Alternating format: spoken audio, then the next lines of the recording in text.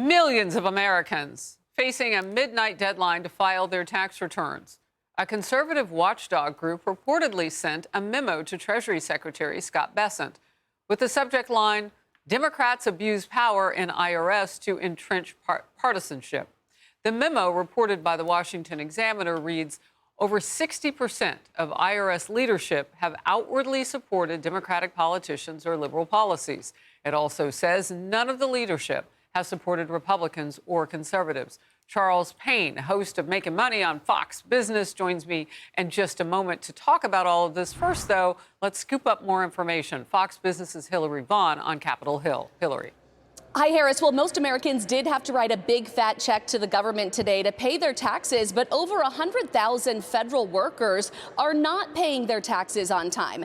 In 2021, the IRS found that almost 150,000 federal workers owe about $1.5 billion in unpaid taxes. Over 5,000 of them work at the IRS and owe $50 million in overdue taxes. Senator Joni Ernst introducing several bills aimed at cleaning up the IRS. One bill would require IRS employees to be audited every year and fired if they don't pay their taxes. Another bill would sell off the IRS's weapons stockpile. It has spent about $10 million taxpayer dollars buying guns and ammo, stockpiling 4,500 guns, 5 million rounds of ammo, even 15 machine guns. Ernst says it's time to sell that stockpile off to pay down the debt, helping DOGE's mission. So far, DOGE has saved taxpayers $155 billion and counting.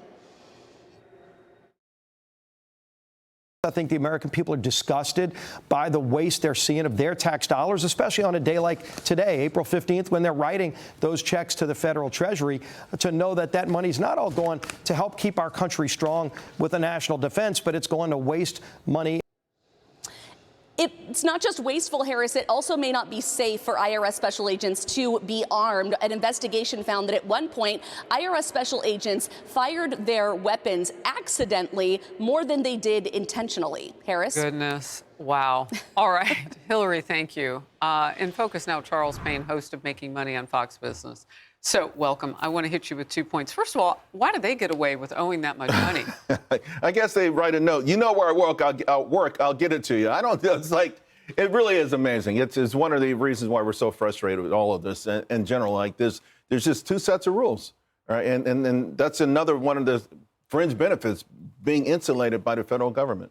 Talk to me about the gun situation. Now, this is not connected to Americans' right to buy guns. This is, the way I'm understanding it, is for that agency and those people who work there. Why? Well, they have a small division, criminal investigation division, yes. But I think when Biden was talking about expanding 87,000 more agents, obviously part of that was to intimidate folks, and I think they were going to deputize a whole lot more agents and, you know, to go beyond the scope, obviously, that they have right now, which is very small. You know, you go somewhere, a large firm, you may get a blank warrant, right? In the Postal Service, they'll have someone there with guns, and IRS will have someone with guns, and, you know, Department of Treasury, and so on and so forth. But those are unique instances. I think they were planning something much bigger on a more regular scale for smaller businesses. Wow. Well, self-proclaimed Democratic Socialist Senator Bernie Sanders took the stage at Coachella Saturday. Who had that on their bingo card? He ranted about President Trump and billionaires in front of a crowd that spends a lot of cash to be there. This country faces some very difficult challenges. We need you to stand up to fight for justice. To fight for economic justice, social justice, and racial justice. All right, so he wasn't like the top musical name to go. They had planned to spend this money anyway, but we just want to show you how much they did spend. General admission to the concert alone, $600. VIP tickets, nearly $1,200. Factor in accommodations, meals, and drinks. A lot of people travel. That adds on hundreds, if not thousands. Joe Concha has some strong feelings about this. Bernie Sanders goes there as well, I guess, to appeal to the working man and woman, the same senator who owns 3 homes and is worth millions of dollars. So the hypocrisy is so pure. That's Bernie's audience. Yeah, and then we heard his partner in crime, Alexandria Ocasio-Cortez, just last week, flying to a Fight the Oligarchy rally. Flew first class. This is something where the Democratic Party really has some problems right now because Donald Trump has co-opted the very voters that used to reliably vote Democrat. Well, look, a new opinion piece has this headline: of all the things to go into debt for, these Americans choose the dumbest possible thing. Here's part of it. How desperate and stupid do you have to be if you are willing to go into debt for a concert? Our culture is so rotten that instead of looking for a way to get married, buy a home, start a real life, 20-somethings are willing to ruin their financial future over Lady Gaga. Look, we're talking about the fact, the reports now that people have taken out loans. They are seriously going into debt to go see the concert. And, you know, Sanders is just one of the names added to the bill. And that audience is huge. I don't know if they, care that he's there. They're huge. They didn't come to see him, but he came to see them, right? Oh, yeah. I mean, that's his focus is on: young, ideological, not really understanding what's going on in the world. There used to be an old saying: if you're not progressive or liberal when you're 20s, you don't have a heart. If you're not conservative and fiscally conservative when you're in your 40s, you don't have a brain, right? So, I mean, it's an old saying, but it just goes, they haven't lived life. So, yeah, these things sound wonderful. But how do we get in this predicament in the first place? We transferred from a nation of rugged individualism that became the #1 country in the world.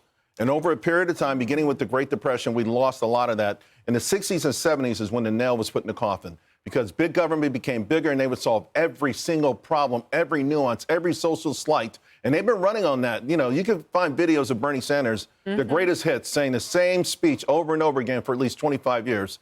And it's a recruitment. It's not even about a plan to do anything. It's just a recruiting tool for the Democratic Party. Yeah, and I don't know how much you can really rev up an audience about politics. I believe there are some alcoholic beverages, perhaps. I don't know what the crowd's been on, but it's nighttime. They spent all that money, went into debt to get there. They're partying. Woohoo! And a politician shows up on stage. They probably clap for anybody just hoping he gets off. I don't even know if they know who he is at that point. They're having fun. No, they're having fun. And again, they feel like, okay, this is they learn about fairness. That's the main thing they've been learning about, and then their minds, what he's saying sounds right. It sounds fair. I hear you. Then they learn history. Then they start writing bills. And then all of a sudden they start getting a check. And who is this FICO person getting a big piece of my action? Real life kicks in. Wow. I wrote down rugged individualism. Yeah. That's where we came from. That was the driver. And what do we have now? Big government, I call it the dependency class. It's a placated dependency class. They get just enough to go ahead and finance a concert. You can actually use Klarna, buy now, pay later for DoorDash. Now, how absurd is that? Again, you take a meal that if you walk down to McDonald's yourself and spend $10, now it's a $40 meal after you paid the fees for DoorDash and after you pay the interest for Klarna. This is just how backwards this is. Whoever wrote that op-ed is right.